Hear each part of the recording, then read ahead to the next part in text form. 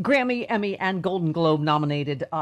Most recently for the animated movie Over the Moon, available on Netflix, that was just nominated this past week for a Golden Globe. The woman, the myth, the legend. Yay. Rockstar cheers, please. Margaret Cho joins us now. Hi. Rolling, thank you. I'm not done yet. Rolling Stone calls her one of the 50 best stand-up comics of all time, ladies and gentlemen. Yes.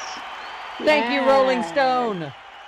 Yes. Hi, Precious Pumpkin. How are you? Hi, I'm great. How are you? I was talking about being backstage with you. I don't know if it was in Chicago or LA, but just being right up in your face going, I can't believe I get to share a stage with you. I can't believe I get to work with you. Do you remember that? Yeah, we had a good time. Chicago was great. Yeah. And it was just so weird. I mean, it's like, to think about live comedy, it's really a lost, forgotten dream. I wanted to do that again. I know. Oh my God! Yeah. Remember in LA? Remember in LA, you and me and Rob Reiner and Adam Schiff and Ted Lieu, and it just, I know. Feels it was so exciting. Feels like 1,000 years ago. Well, this was past Sunday. They were talking about your Golden Globe nomination, and then there you are. You pop up on MSNBC, and you were great, talking about just these disgusting attacks on Asian Americans that. And Donald Trump just said it again at CPAC. I call it the China flu. Well, he doesn't have very many jokes. Like, he just keeps on harping on that. But it's like, the long history of racism against Asian Americans, whether it's the building of the Transatlantic Railroad, which killed about 20,000 at least Chinese workers working on the railroad, and then all of the instances of lynching and everything, it's really a chapter that hasn't even been written yet in American history. We haven't talked about it. You're saying such serious things, but your dog is clearly losing its over the anti-Asian attacks. There is a squirrel outside and racism. So she is really angry about both. I mean, that's how it is. Margaret, as she does, is making the most searing, smart social commentary. I know. It's very loud. She loves to bark during any kind of social media. She hates anything that mommy is not looking right at her for. Apparently your attention is divided now. But anyway, I know. I don't even know what to say about. I can barely watch these horrible attacks that just, and generally against really elderly Asian people that are being shoved to their death by. And I blame Donald Trump for everything because he is mostly to blame. But I know anti-Asian discrimination is not new. But don't you think that has a lot to do with it? The China virus and Kung flu and all this. Yeah, absolutely. Because it's a slow process of dehumanization, and when you can dehumanize an entire group of people that that are somewhat they're storied. There's a lot of talk about how we are wealthy, we're the crazy rich Asians, or we're the bling empire, and then there's these people who are losing their jobs, who are very frustrated about that, who are feeling financial insecurity, they're feeling food insecurity sometimes. So you have this fear that turns into rage that has to be let out somewhere. So they're attacking the most vulnerable, which is very sad, older Asian Americans who have to also deal with the compounding effects of PTSD from wars in their home countries. I know my family deals with a lot of that. And so it's a very sad situation. Yeah. Can I just say, you keep reinventing yourself so many times, I can't keep track. The Masked Singer was, of course, a huge hit. But can I just tell you? That was fun, yeah. It was so fun. I have insomnia, and so I just need various movies in the middle of the night. And I landed on Friendsgiving the indie comedy that Oh, you. yes. Yes. Oh, Yes. that was so cool That with you. Wanda and Fortune and Yes. Kat. I was so excited to do that. That was really fun. Two sexy liberals in it, you and Aisha Tyler, and Aisha Tyler gets high on mushrooms and makes out with a woman. I was like, why doesn't this happen to me on Sexy Liberal Tour, where I know that Margaret Cho appears as an angel while I'm sleeping, and then Aisha Tyler makes out with me? Why does that not happen to me? Oh, it's beautiful. Well, listen, you're obviously been you've been political, I mean, since forever. But you just tweeted about what we just talked about. You said Republicans will stop at nothing to suppress voters, but we're fighting back and demanding Congress expand voting rights. The Senate must pass for the people.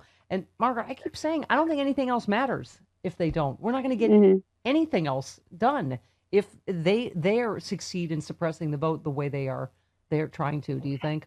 I know, and they acknowledge that they've been trying to suppress the vote. They know that this is their main way that they've won every time is voter suppression, and so they're very open about what they've been doing, and that's really disgusting too. It really shows the capacity and depth of white privilege, wealth privilege, conservatism privilege. It's a really crazy thing. Like, you have to think they're okay about it. That's right. It's all about racism, in my opinion. Electoral college, the filibuster, the amount, of voter suppression. And I was laughing. They always come down on the side of racism. So there's this big Oprah interview with Meghan and Harry last night, and all the right wingers are like, "Oh, Meghan and Harry are so woke. They want to cancel the royal family." It's like, right.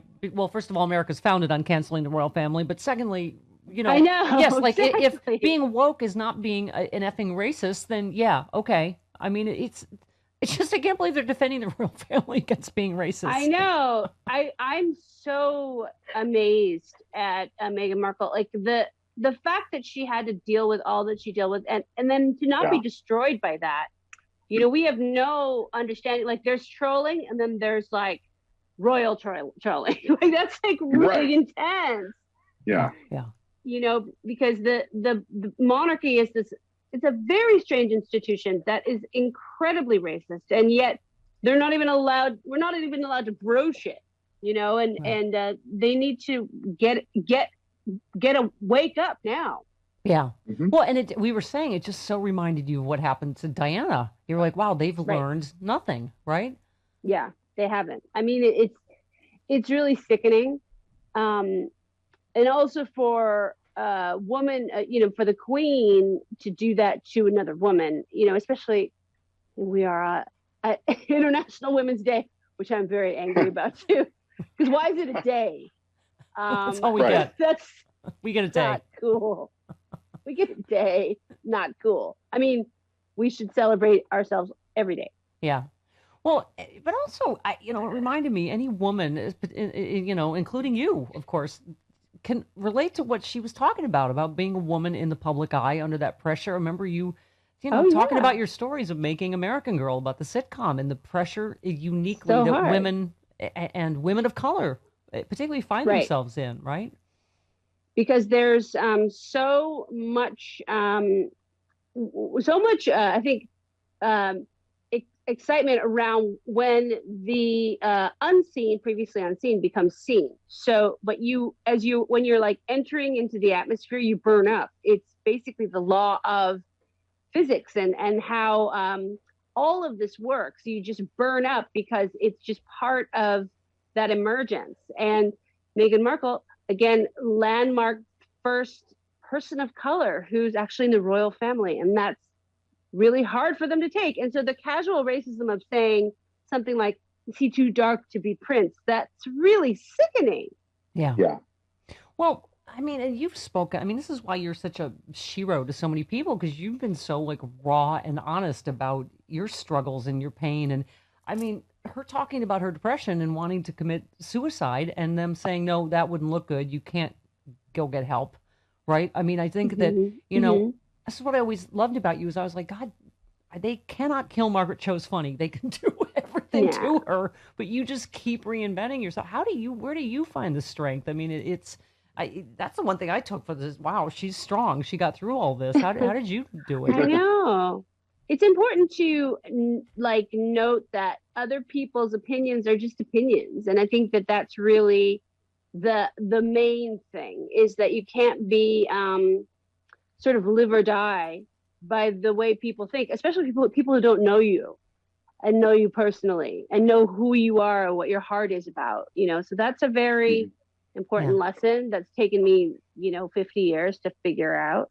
But ultimately, I think it's so beautiful that people like Meghan Markle are out there talking to Oprah. And, and Prince Harry's great too, but this is really Meghan's moment. Like, I think this is really special. She went through so much, and I feel like this is integral to her healing. Well, and I think I'm hoping that, she saved a lot of people that heard her say that thing about suicide, that said, if I knew that if I didn't say it, I would do it, and just having the courage to say it out loud, knowing, that would freak Harry out with the loss he's been through, but it's, but I just feel like that's what you've done your whole life and career, is just empowered other people by speaking your truth and being so fearless about it. Yes. That wasn't a question. Really, it was an homage. Thank you. Well, it's really important to speak the truth, and it's important to, what's so weird is, like, how come Meghan gets all the vitriol of this family and not Andrew? Andrew, who's a for real pedophile with for real photographs with for real Jeffrey Epstein on the Lolita Express, but he's just kind of excised very quietly from the royal family. And so this is really important that Meghan Markle is able to step out and say all this about what happened and what she's been through. Yeah. Well, to talk about the double standard for women. The palace is probably relieved, right? They're like, oh, thank God. He's off Andrew. I know. It's like, but the heat is like for totally different reasons. For her, it's for not being white. I mean, that's it, really. Yeah. And it's really for him, it's just he had to do so many things. Yeah. I mean, like, it's just disgusting. Yeah. So the COVID relief bill is a big, deal, as Joe Biden would say, huh? I mean, doesn't it feel hard to process actual hope now? We're like, oh my God, we're going to have enough vaccine by May. We're like getting help to the American people. Doesn't it feel finally like, I'm not going to know how to, I wasn't good, as you know, at communicating with humans in person before this, but it's just, we're all going to need counseling coming out of this, aren't we? I think so. But what's good about it is that it is a collective experience and that everybody has endured it in their own special ways. And I feel like really hopeful that this will change this for the better. And I feel like a society has to change for the better. I feel like your lockdown has consisted of having very long, angry conversations with your small yippy dog about various social issues. Well, we get real angry about putting rice in the bird feeder. People throwing rice at weddings because it explodes in birds' stomachs. So we really talk a lot about birds. Well, she also doesn't like birds or squirrels, but she does side with the birds when it comes to rice in a wedding. Okay. Thank you for your 10th anniversary. You get the award for the fastest anyone sent me back a appearance for the 10th anniversary Sexy Liberal. Oh, good. I'm like, well, I can't believe it's been 10 years. It's so fast. I know. But I'm like, Margaret Cho is a goddess, a legend. She's busy. I was like, oh, that's faster than you get Chinese food in New York. Oh, is that racist? Wait a minute. No, you're Korean. No, you're Korean. Actually, I'm Chinese. I'm Chinese, and I'm related to Lisa Ling. This is what we discovered the other day. Oh my God! Really? Wait, what? Ancestry.com is amazing. It's really Ancestry.com. No, Lisa Ling and I did. We were on Clubhouse. So weird. I don't understand. I'm like, is this like Friendster? Clubhouse is a very I don't understand app, but Lisa Ling and I were on there talking. And she told me that we were related. Wow. Huh. What did your mom think about that? Okay. Here's radio DJ trying to set Margaret. No.